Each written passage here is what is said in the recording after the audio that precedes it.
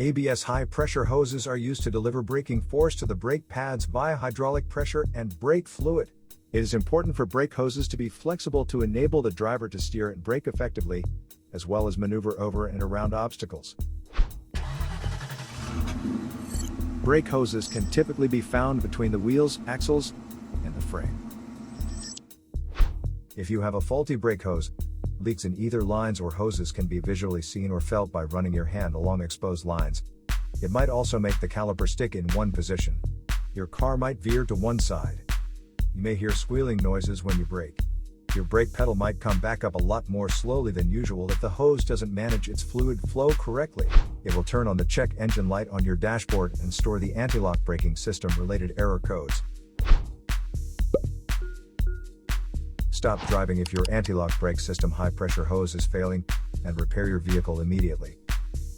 To save more money on car expenses, claim a free engine code scanner by clicking the link here or at the description link below.